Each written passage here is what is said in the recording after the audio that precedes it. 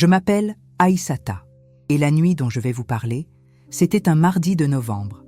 Il était peut-être 2 heures du matin quand j'ai entendu le bruit. Un froissement de papier, un tiroir qu'on ouvre doucement, trop doucement. Le genre de bruit que quelqu'un fait quand il ne veut pas être entendu. Je me suis levée sans allumer la lumière. Et quand je suis arrivée à l'entrée du couloir, j'ai vu ma propre fille à genoux devant mon bureau, les mains dans mes affaires, mes documents, mon titre de propriété. Elle le tenait entre ses doigts, comme si c'était déjà le sien. Si vous aussi vous avez déjà été trahi par quelqu'un que vous aimiez plus que tout, restez avec moi jusqu'à la fin de cette histoire. Et si ce canal vous touche, abonnez-vous maintenant et activez la cloche de notification. Parce que chaque semaine, je partage des histoires comme celle-là, des histoires vraies, des histoires qui font réfléchir, des histoires qui donnent la force de continuer quand on ne sait plus pourquoi on se lève le matin. Je m'appelle Aïssata Diallo. J'ai 68 ans. Je vis à Lyon depuis plus de 40 ans. Je suis arrivée du Sénégal à 26 ans avec une valise, 2 robes, une paire de chaussures fermées et une envie de vivre debout. Mon mari Ibrahima est mort il y a 11 ans. Cancer du poumon. Il est parti en 3 mois, sans bruit, comme il avait vécu. Un homme doux. Un homme qui n'élevait jamais la voix même quand les enfants faisaient des bêtises. Après sa mort, j'ai continué à travailler. Aide à domicile pendant 22 ans. Je me levais à 5h30 du matin. J'habillais des personnes âgées, je les aidais à manger, je les lavais, je les écoutais parler de leur vie, de leurs regrets, de leurs enfants qui n'appelaient en pas assez. Des gens que leur famille visitait une fois par mois quand ils avaient le temps. Je ne me plaignais pas. C'était mon travail. C'était ma dignité. Avec les années, j'ai économisé. Pas beaucoup, mais régulièrement et sérieusement. Chaque mois, je mettais de côté ce que je pouvais. Je ne partais pas en vacances. Je ne m'achetais pas de beaux vêtements. Je mangeais simple. Je vivais simple. Je refusais les invitations au restaurant pour ne pas dépenser inutilement. Je portais les mêmes chaussures 2 ans de suite. Ce n'était pas de la misère, c'était un choix. Un choix conscient fait pour un but précis. En 2009, j'ai acheté mon appartement. Un 3 pièces au 4e étage d'un immeuble calme dans le 7e arrondissement de Lyon. Pas grand, pas luxueux, mais à moi. Entièrement à moi. C'est moi qui ai signé les papiers. C'est moi qui ai payé les traites pendant 15 ans, sans jamais rater un seul mois. C'est moi qui ai repeint les murs, changé les fenêtres, posé le carrelage de la cuisine avec l'aide d'un voisin malien qui s'appelait Ousmane et qui ne m'a rien demandé en échange, juste un repas chaud. Ces murs portent l'odeur de mes efforts. Chaque fissure réparée, chaque ampoule changée, chaque robinet révisé, c'est moi. Quand j'ai obtenu mon titre de propriété définitif, en 2024, j'ai pleuré toute une nuit. Pas de tristesse, de fierté pure. Cette femme arrivée du Sénégal avec rien était maintenant propriétaire d'un appartement en France. Légalement, complètement, définitivement. Personne ne pouvait m'enlever ça. Ou du moins, c'est ce que je croyais. J'ai 2 enfants. Mon fils Mamadou vit à Bordeaux avec sa femme Céline et leurs 3 garçons. Il appelle tous les dimanches, sans faute. Il vient à Noël et en août. C'est un garçon bien, travailleur, respectueux. Il ressemble à son père dans la façon dont il marche, un peu penché en avant, comme s'il portait quelque chose d'invisible sur les épaules. Mamadou n'a jamais rien demandé. Il m'a toujours dit que sa seule ambition dans la vie, c'était que je sois fière de lui. Et je l'étais. Et puis il y a Nadia. Nadia est ma fille cadette. Elle a 42 ans. Elle a toujours été différente de son frère. Plus brillante à l'école, plus rapide dans ses raisonnements, plus ambitieuse dans ses rêves.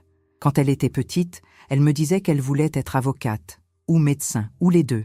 Je riais, je l'encourageais, je lui disais que rien ne lui était impossible. J'ai fait tout ce que j'ai pu pour elle. Ses études, ses voyages scolaires, ses vêtements de marque quand elle avait 15 ans et que ses amis avaient des Nike. J'ai fait des heures supplémentaires pour ça. Des nuits entières à repasser le linge des autres pour payer les désirs de ma fille. Je ne regrette rien de ce que j'ai donné. Je regrette seulement ce que ça a créé. Elle n'est pas devenue avocate. Elle a arrêté ses études en Master 2 après une rupture difficile avec un garçon qui s'appelait Théo. Elle a enchaîné les petits boulots pendant des années. Vendeuse dans une boutique de vêtements, assistante administrative dans une PME, coordinatrice dans une association culturelle qui a fermé faute de financement. Puis elle a rencontré Frédéric, un homme de 50 ans, divorcé, agent immobilier à Villeurbanne. Je ne l'ai jamais beaucoup aimé, pas parce qu'il était blanc, ce n'était pas ça du tout. mais parce qu'il avait quelque chose dans les yeux. Une façon de regarder les choses comme s'il calculait leur valeur en permanence. Même les gens. Ils vous regardaient et on sentait qu'ils cherchaient à savoir ce que vous valiez. Au début, Nadia venait me voir régulièrement. On prenait le thé ensemble dans le salon, on cuisinait le dimanche. Elle me racontait sa vie, ses doutes, ses petites victoires. On se disputait parfois sur des bêtises, mais on se réconciliait vite. Elle m'appelait maman avec une voix qui me réchauffait le cœur. C'est comme ça entre une mère et sa fille. C'est ce que je pensais. Tout a commencé à changer environ 2 ans avant cette nuit de novembre. D'abord, les visites sont devenues moins fréquentes, 1 fois par mois, puis 1 fois toutes les 6 semaines, puis davantage encore. Quand elle venait, c'était différent. Elle était distraite, pressée, l'esprit ailleurs. Elle regardait autour d'elle dans l'appartement avec un air que je ne lui avais jamais connu. Un regard qui ne cherchait pas la chaleur, mais qui cherchait autre chose que je n'arrivais pas à nommer. Une fois, je l'ai vue ouvrir le tiroir de mon bureau pendant que j'étais dans la cuisine à faire le café. Je suis revenue dans le salon et le tiroir était refermé. Je n'ai rien dit. J'ai pensé que j'avais mal vu, ou que j'avais imaginé. On se raconte des histoires pour ne pas souffrir. Une autre fois, elle m'a posé des questions précises sur mes économies. Combien j'avais à la banque? Si j'avais fait un testament? Si j'avais pensé à ce qui arriverait à l'appartement quand je mourrais? J'avais l'impression d'être interrogée par un notaire ou par quelqu'un qui avait besoin de ces informations pour une raison que je ne comprenais pas encore. Je lui ai dit que j'allais très bien merci, que j'avais encore beaucoup d'années devant moi et que ces questions pourraient attendre. Elle a souri, mais le sourire ne montait pas jusqu'aux yeux. Frédéric a commencé à l'accompagner lors de certaines visites. Dès qu'il entrait, il regardait les murs, les fenêtres, le parquet. Il commentait. Il disait que l'immeuble avait bonne allure, que le quartier avait bien évolué. Une fois, il a ouvert la porte du balcon et il a regardé la rue en bas pendant un long moment en disant que les prix au mètre carré dans ce secteur avaient vraiment beaucoup monté ces dernières années. Ce n'était pas une conversation, c'était une évaluation. Je lui ai offert du thé comme à un invité poli. Il a accepté, mais ses yeux continuaient à faire le tour de la pièce. Un dimanche de septembre, Nadia m'a appelé pour me dire qu'elle et Frédéric traversaient une période difficile. Des dettes accumulées, un crédit sur une voiture, des loyers en retard depuis plusieurs mois. Elle parlait d'une voix épuisée, fatiguée, qui cherchait à toucher ma générosité de mère. Je lui ai donné 1 000 € sans hésiter, parce que c'est ma fille, parce qu'on ne laisse pas son enfant se noyer quand on peut lui tendre la main. 2 semaines plus tard, elle m'a rappelé. Cette fois, il s'agissait d'un prêt plus important, 5 000 €. Elle m'a expliqué que Frédéric avait une opportunité professionnelle exceptionnelle qui pouvait tout changer pour eux, mais qu'il fallait investir rapidement. J'ai dit que je n'avais pas cette somme disponible. C'était vrai, mais même si ça ne l'avait pas été, je n'étais plus certaine de vouloir donner. Elle a insisté. Elle a répété le mot « opportunité » plusieurs fois. J'ai dit que j'allais réfléchir. Le soir même, j'ai appelé Mamadou. Il m'a écouté jusqu'au bout sans m'interrompre. Et puis, il a dit simplement « Maman, méfie-toi, quelque chose ne va pas ». Il disait ça avec une voix calme, sans drama, sans exagération. Ce qui m'a plus inquiétée que s'il avait crié. Je n'ai pas voulu l'entendre complètement. Mamadou avait toujours été prudent avec sa sœur. Je pensais que c'était peut-être de la jalousie ancienne entre frères et sœurs, ce genre de tension qui reste dans les familles sans qu'on sache trop pourquoi. Je lui ai dit qu'il exagérait certainement. J'ai quand même refusé les 5 000 € à Nadia. Je lui ai dit que je ne pouvais pas, que j'avais moi-même des charges et des imprévus à gérer. Elle n'a pas bien réagi. Elle a raccroché sans dire au revoir. Pendant 3 semaines, je n'ai eu aucune nouvelle. Pas un message, pas un appel. Comme si j'avais cessé d'exister. Puis, elle a rappelé comme si rien ne s'était passé. Avec une voix légère, affectueuse, presque trop douce. Elle voulait savoir si elle pouvait venir dîner chez moi le vendredi suivant. J'ai dit oui, parce que je suis sa mère, parce qu'on pardonne, parce qu'on espère toujours. J'ai cuisiné un thieboudienne comme elle aimait depuis l'enfance. Elle est venue seule, sans Frédéric. On a bien mangé, on a ri ensemble. Elle m'a demandé comment j'allais avec une attention que je n'avais pas sentie depuis longtemps. Elle a regardé les photos sur le mur, elle a parlé de son enfance, de ses souvenirs dans cet appartement, de la façon dont elle avait grandi ici. Elle a dit que cet endroit était spécial pour elle, que c'était sa maison aussi dans son cœur. Il y avait quelque chose de nostalgique dans sa voix, quelque chose qui m'a touchée malgré moi. Avant de partir, elle m'a demandé si elle pouvait utiliser les toilettes. Je lui ai dit bien sûr, c'est ta maison. Elle est restée un moment, plus longtemps que nécessaire. Quand elle est revenue, elle semblait différente, un peu agitée, les mains qui cherchaient quelque chose dans son sac. Elle a embrassé rapidement, mis son manteau, dit « Bonne nuit, maman », et elle est partie. La porte s'est refermée derrière elle et j'ai eu une sensation étrange, comme si quelque chose venait de se produire, mais que je ne savais pas encore quoi. Le lendemain matin, en cherchant une facture dans mon bureau, j'ai remarqué que mes dossiers n'étaient plus dans le même ordre. J'ai une pochette verte avec tous mes documents importants soigneusement classés. Le titre de propriété toujours en premier. Mon contrat d'assurance habitation. Mon relevé de retraite. Les papiers étaient encore là, mais ils n'étaient plus dans l'ordre où je les range toujours depuis des années. Quelqu'un les avait regardés pendant mon absence, ou les avait peut-être photographiés. J'ai senti quelque chose se durcir dans ma poitrine. Pas de la colère, pas encore. Plutôt une certitude froide et désagréable, comme quand on comprend enfin quelque chose qu'on refusait de comprendre depuis trop longtemps. J'ai appelé Mamadou ce soir-là. Je lui ai tout dit dans l'ordre, depuis les premières visites bizarres jusqu'au désordre dans mes dossiers. Il est resté silencieux un long moment. Et puis, il a dit avec une voix ferme, « Maman, tu dois protéger l'appartement maintenant. Ne laisse plus jamais entrer Frédéric. Change les cylindres de ta serrure dès cette semaine. Et appelle Maître Bouchard, ton notaire, le plus tôt possible. » J'ai suivi ses conseils sans attendre. J'ai fait changer la serrure le lundi suivant en faisant venir un serrurier du quartier. J'ai pris rendez-vous avec Maître Bouchard, le notaire que je connaissais depuis l'achat de l'appartement en 2009. Je lui ai expliqué la situation dans le détail. Il m'a écouté avec attention et sérieux. Il m'a dit qu'il allait vérifier si quelque chose d'anormal avait été enregistré concernant mon bien immobilier. Il m'a aussi conseillé de ne jamais confier mes documents originaux à qui que ce soit et d'envisager de les placer dans un coffre à la banque pour plus de sécurité. Nadia a rappelé quelques jours après le dîner, comme si elle vérifiait quelque chose sans le dire. Elle voulait savoir si elle pouvait revenir le week-end suivant. J'ai dit que j'étais occupée. Elle a insisté un peu, cherché une date, proposé plusieurs créneaux. Puis, elle a lâché. Et dans sa voix, il y avait quelque chose que je n'aurais pas su nommer clairement, mais qui ressemblait à de l'impatience mal contenue. Le vendredi suivant, Maître Bouchard m'a rappelé en fin de journée. Et ce qu'il m'a dit m'a coupé les jambes, comme si le sol s'était retiré sous mes pieds. Quelqu'un avait tenté, 2 semaines auparavant, de faire enregistrer une procuration en mon nom auprès d'un autre office notarial de la ville. Une procuration qui m'aurait officiellement autorisé à donner plein pouvoir à une tierce personne pour gérer, administrer et vendre mon bien immobilier. La demande avait été rejetée parce que je ne m'étais pas présentée en personne, condition absolument obligatoire pour ce type d'acte, et parce que la signature ne correspondait pas exactement à celle figurant sur mes documents d'identité. Mais la tentative avait bien eu lieu. Quelqu'un avait essayé. Quelqu'un avait préparé ce document. Quelqu'un avait fait cette démarche. J'ai raccroché. Je suis restée assise dans mon fauteuil pendant peut-être 20 minutes sans bouger. Je regardais les murs de cet appartement que j'avais payé centime par centime pendant 15 ans de ma vie. Ces murs que j'avais repeints de mes propres mains. Cette cuisine où j'avais préparé des centaines de repas pour mes enfants quand ils grandissaient.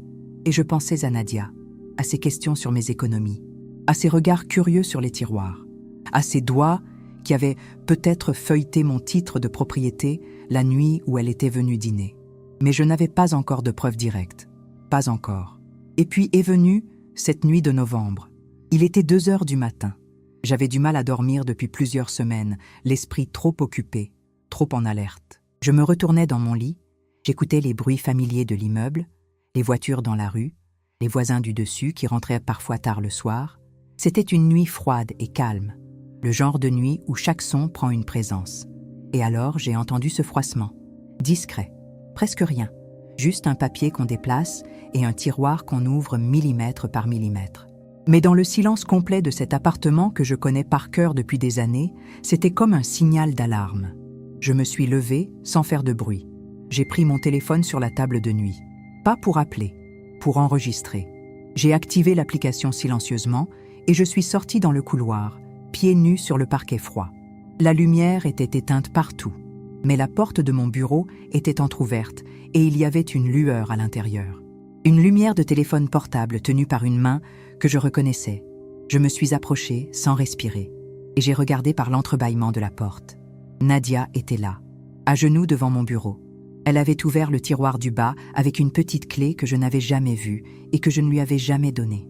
Elle tenait mon titre de propriété à la lumière de son écran de téléphone. Et de l'autre main, elle photographiait le document méthodiquement, page après page. Mais ce que j'ai vu ensuite m'a vraiment glacé le sang. Il y avait un formulaire posé sur le bureau à côté d'elle. Un formulaire que je n'avais jamais vu avant cette nuit. Elle y avait déjà inscrit plusieurs informations à l'encre noire. Mon nom complet, mon adresse, le numéro de parcelle cadastrale de l'appartement, la date de l'acte d'achat. Elle ne volait pas l'original. Elle préparait quelque chose de bien plus grave et bien plus réfléchi que ça. Je suis restée immobile dans le couloir, mon téléphone toujours en train d'enregistrer. Mon cœur battait si fort que j'avais peur qu'elle l'entende. Mais je ne suis pas entrée. Pas encore. Parce que j'avais compris quelque chose d'important dans ces quelques secondes. Ce n'était pas une impulsion. Ce n'était pas un geste de désespoir ou de folie passagère. C'était un plan, préparé, réfléchi, organisé. Et si j'entrais maintenant, elle nierait tout. Elle dirait qu'elle voulait juste vérifier quelque chose. Elle pleurerait, elle s'excuserait. Et demain, ou dans une semaine, elle recommencerait autrement. Non, il fallait faire les choses correctement. Il fallait des preuves. Il fallait que la vieille femme que je suis, celle que tout le monde pensait facile à manipuler, montre qu'elle savait encore exactement comment se protéger. Je suis restée dans le couloir jusqu'à ce qu'elle finisse. Je l'ai regardée plier le formulaire, le glisser dans son sac, remettre le titre de propriété dans la pochette verte et refermer le tiroir doucement. Elle a éteint la lumière de son téléphone. Et là, avant qu'elle se relève, j'ai allumé la lumière du couloir. Elle a poussé un cri étouffé. Elle s'est retournée et elle m'a vue, debout dans l'encadrement de la porte, les bras croisés, mon téléphone à la main. Pendant quelques secondes, personne n'a parlé. Elle me regardait avec des yeux que je ne lui connaissais pas. Pas de la honte, pas des larmes, de la panique. La panique de quelqu'un dont le plan vient de s'effondrer. Maman, ce n'est pas ce que tu crois. Je n'ai pas répondu. Je me suis approchée lentement, j'ai posé mon téléphone sur le bureau, face visible, et j'ai dit simplement « J'enregistre depuis le couloir ». Elle a regardé le téléphone. Elle a regardé le sac où elle avait mis le formulaire. Et pour la première fois depuis longtemps, j'ai vu ma fille sans masque. Elle a essayé de parler, de construire une explication. Elle a dit que Frédéric avait des problèmes graves, que des gens lui devaient de l'argent, qu'ils allaient tout perdre, qu'elle avait pensé que si elle pouvait juste avoir une garantie, juste quelque chose de temporaire, elle aurait pu l'aider sans que je sois blessée. Elle pleurait maintenant, vraiment. Les larmes coulaient. Mais moi, je pensais à la tentative de procuration chez l'autre notaire. Je pensais à la clé qu'elle avait apportée. Je pensais aux semaines de préparation que tout ça représentait. Ces larmes étaient vraies. Mais elles ne changeaient rien à ce qui avait été planifié. Je lui ai dit de s'asseoir. Elle s'est assise sur la chaise du bureau comme une petite fille prise en faute. Et je me suis installée en face d'elle. J'ai pris mon temps. Parce que cette conversation, je n'allais la faire qu'une seule fois. Je lui ai dit que j'avais déjà parlé à Maître Bouchard, que je savais pour la tentative de procuration, que j'avais changé les serrures, que tout ce qu'elle avait fait cette nuit était enregistré, et que le lendemain matin, je retournais chez le notaire avec ces enregistrements. Elle a dit « Tu ne ferais pas ça, je suis ta fille ». Et là, j'ai compris que même dans ce moment, elle croyait encore que ce lien lui donnait une protection illimitée, que le mot « fille » effaçait tout, que j'allais pleurer, pardonner, refermer la porte et faire comme si rien ne s'était passé. Je lui ai répondu calmement. Je lui ai dit « C'est exactement parce que tu es ma fille que je vais le faire. Parce que si je ne le fais pas, la prochaine fois tu iras plus loin. Et la prochaine fois, tu réussiras. » Elle est partie cette nuit-là sans un mot de plus. Elle a pris son sac et elle est sortie. La porte s'est fermée derrière elle. Et moi, je suis restée assise dans ce bureau, dans le silence, entourée des murs de cet appartement que j'avais mis toute une vie à construire. Le lendemain matin, j'étais chez Maître Bouchard à 9h. Il a écouté l'enregistrement. Il a pris des notes. Il m'a expliqué que la tentative de procuration frauduleuse et le formulaire rempli avec mes informations cadastrales constituaient des éléments sérieux. Il m'a conseillé de déposer une main courante au commissariat et d'envisager une mesure de sauvegarde sur le bien, ce qu'on appelle une opposition à vente, pour bloquer toute transaction sans mon accord direct et en ma présence physique. J'ai fait tout ce qu'il m'a dit. Le même jour. Nadia n'a pas appelé pendant 3 semaines. Puis j'ai reçu un message. Un seul. Elle disait qu'elle était désolée, qu'elle avait eu peur, que Frédéric l'avait manipulée depuis le début, qu'il lui avait dit que de toute façon j'avais plus de biens que je n'en avais besoin, que je ne m'en rendrais peut-être même pas compte, que ce n'était pas vraiment elle qui avait voulu ça. Je n'ai pas répondu ce jour-là, ni les jours suivants, parce que je savais que si je répondais dans la douleur, je dirais soit trop, soit pas assez. Et cette fois-ci, je voulais choisir mes mots avec soin. Ce que j'ai compris dans tout ça, c'est que l'amour d'une mère n'est pas une faiblesse. On nous dit souvent que le vrai amour pardonne tout, que si on aime vraiment quelqu'un, on ferme les yeux sur ce qu'il fait, qu'une mère doit absorber sans se plaindre, effacer sans se souvenir. Mais moi, j'ai appris quelque chose de différent dans cette nuit froide de novembre. Protéger ce qu'on a construit avec ses mains et avec ses années, c'est aussi une forme d'amour. Protéger sa dignité, protéger sa maison, protéger la preuve concrète de toute une vie de travail silencieux. Ce n'est pas de l'égoïsme, ce n'est pas de la dureté, c'est du respect profond pour soi-même. Et parfois, c'est aussi le seul langage que certaines personnes comprennent vraiment. Mamadou est venu me voir le mois suivant. On a bu du thé ensemble dans le salon. Il n'a rien dit de compliqué. Il m'a juste tenu la main un moment et il a dit « Je suis fier de toi, maman ». Ces 4 mots ont compté plus que tous les discours du monde. Aujourd'hui, l'appartement est toujours à moi. Le titre de propriété est dans un coffre à la banque. La mesure de sauvegarde est en place. Et moi, Aïssata Diallo, 68 ans, femme venue du Sénégal avec une valise et 2 robes, je dors tranquille dans ma maison. Si cette histoire vous a parlé et accompagné jusqu'à la fin, c'est qu'elle a touché quelque chose de vrai en vous. Peut-être une peur que vous reconnaissez, peut-être une force que vous êtes en train de retrouver. Écrivez Maison protégée dans les commentaires. Et si vous connaissez quelqu'un qui traverse quelque chose de semblable, partagez cette vidéo. Parfois, une histoire qu'on entend au bon moment peut tout changer.